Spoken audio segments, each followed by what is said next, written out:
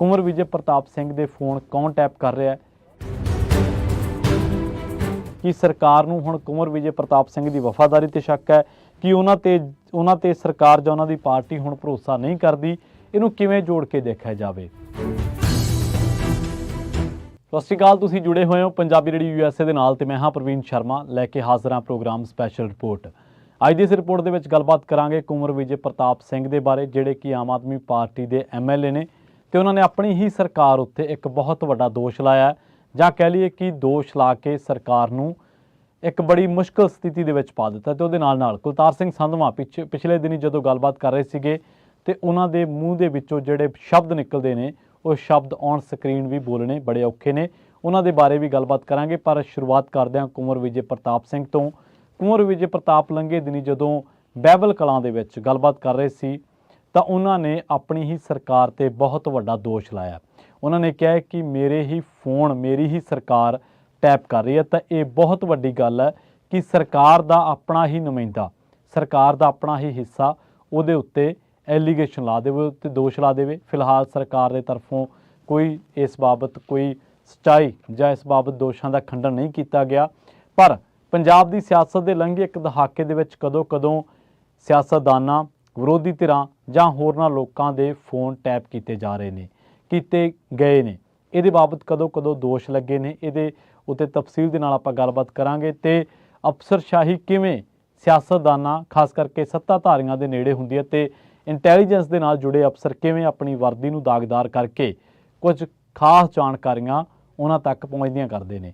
सब तो पहलां कुंवर विजय प्रताप सिंह की गल करांगे। कुंवर विजय प्रताप सिंह ने जिहड़े दोष लाए ने, उन्हां दोषां दे विच उन्हां ने ये गल कही है कि जदों तो मैं बरगाड़ी ते बैबल कलां गोली कांड की गल कर रहा वां तां उदों तो ही मेरे फोन जिहड़े ने वो टैप किए जा रहे हैं। कुंवर विजय प्रताप सिंह दे फोन कौन टैप कर रहा है? इस बाबत जदों एलीगेशन लगे तो अंदर खातों खबर आ रही है कि एक अधिकारी का तबादला कर दिता गया। तो इस तबादले के पिछे कारण की ने कि वाकई कुंवर विजय प्रताप सिंह के फोन जिहड़े ने वो टैप होए ने ते उस दे नाल असल दे विच ये क्यों किया गया? जेकर SP रैंक का एक अफसर का तबादला किया गया तो क्यों किया गया? कि इस मामले के नाल जुड़िया होया सी, उस अफसर ते कार्रवाई क्यों नहीं की गई? कि सरकार नूं हुण कुंवर विजय प्रताप सिंह की वफादारी ते शक है कि उन्हां ते सरकार जां उन्हां दी पार्टी हुण भरोसा नहीं करदी? इहनूं किवें जोड़ के देखिया जावे? कुंवर विजय प्रताप सिंह बड़े वोकल ने ते अपनी सरकार नूं लैके कई बार वो निशाने ला चुके हैं। खास करके जदों बैबल कलां बरगाड़ी मामलों के उत्ते आपां आउणे आ तां उन्हां ने इस मामले ते सरकार नूं घेरदिआं बड़ा समा पहला तकरीबन साल के करीब ही हो चलिया जदों उन्होंने कहा सीगा कि ये जिहड़ा इंसाफ है वह लेट होंदा जा रहा है, इंसाफ पछड़दा जा रहा है ते जिस तरीके की जांच चल रही है मैनूं उम्मीद नहीं कि इंसाफ मिलूगा। तो उन्होंने गल्लां उदों कहीआं सी जदों ओह बैबल कलां गोली कांड दे एक पीड़िता नूं समर्पित एक समागम दे विच बोल रहे सन। कुंवर विजय प्रताप सिंह ने लंघे दिनी स्कूल ऑफ एमीनेंस के मामले के उत्ते सरकार नूं घेरिया कि सरकार नूं कहा कि इहदे च नवां की है। कुंवर विजय प्रताप सिंह ने सरकार उत्ते एक बहुत वड्डा एलीगेशन ला दिता कि मेरे फोन टैप किए जा रहे हैं। सब तो वड्डी गल, कुंवर विजय प्रताप सिंह कौन है? कुंवर विजय प्रताप सिंह वो बंदा है जिहड़ा अपनी नौकरी छड्ड के, अपनी बड़ी तकड़ी पोस्ट छड्ड के सियासत दे विच आया सी कि शायद मैं बदल देंगा। तो कुंवर विजय प्रताप सिंह नूं शामिल करवाउण खुद केजरीवाल आए सी। इत्थों तुसीं उन्हां दे कद बुੱਤ दा अंदाज़ा ला सकदे हो कि उन्हां समिਆਂ दे विच उन्हां दा किस तरह का कद बुੱਤ सी। हुण इन्हां दोषां ते ना तां कोई सफाई देना, ना सरकार वालों चुप धार लैनी, ये किस तरह के इशारे खड़े करदा है? जां कि होरनां MLAs विधायकों के फोन भी टैप किए जा रहे हैं? ये एक अहम सवाल है। तो जेकर टैप किए जा रहे हैं तो उहदे पिछे मंशा की है? तो जेकर MLA विधायकां इन्हां दी कोई निजता नहीं है तो आम बंदा की करूगा?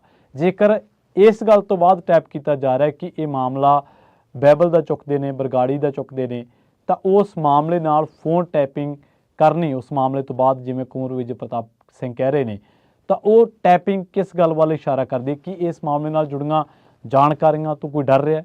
किसी को लगता है कि जानकारियां किते सामने ना आ जाण?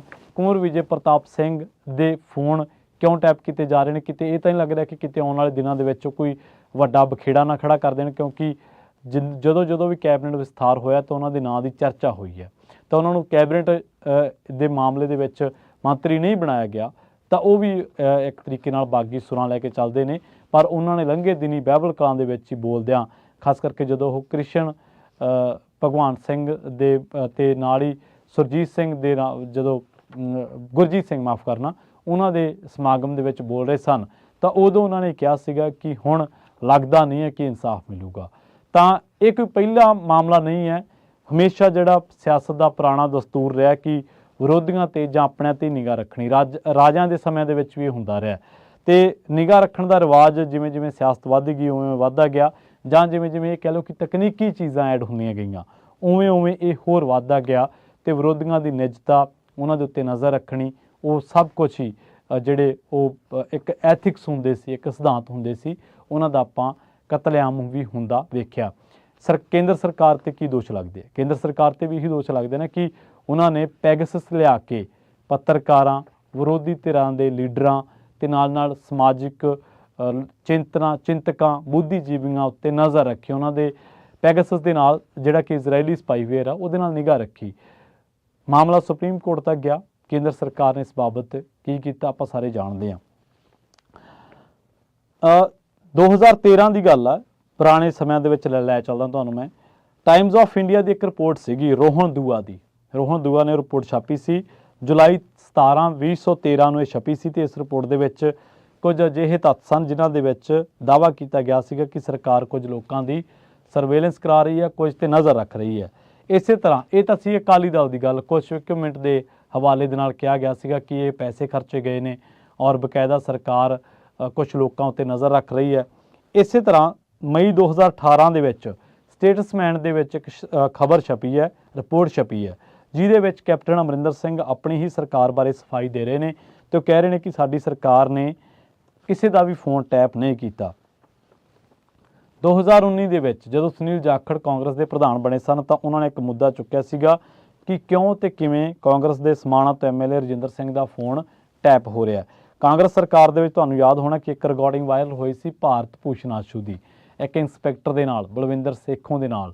ਤਾਂ ਉਹਦੇ ਮਾਮਲੇ ਦੇ ਵਿੱਚ ਜਦੋਂ ਆਪਾਂ ਕਹਿੰਦੇ ਸੀ ਕਿ ਤੂੰ ਜਾ ਕੇ ਕੋਰਟ ਨੂੰ ਕਹਿ ਦੇ ਕਿ ਮੰਤਰੀ ਨਹੀਂ ਆਉਣਾ ਚਾਹੁੰਦਾ, ਉਹ ਰਿਕਾਰਡਿੰਗ ਸੀਗੀ। ਇਸੇ ਤਰ੍ਹਾਂ ਵਿਧਾਇਕ ਦਵਿੰਦਰ ਘਬਾਇਆ ਦੀ ਇੱਕ ਆਡੀਓ ਰਿਕਾਰਡਿੰਗ ਵਾਇਰਲ ਹੋਈ ਸੀ ਇੱਕ ਪੁਲਿਸ ਵਾਲੀ ਬੀਬੀ ਦੇ ਨਾਲ।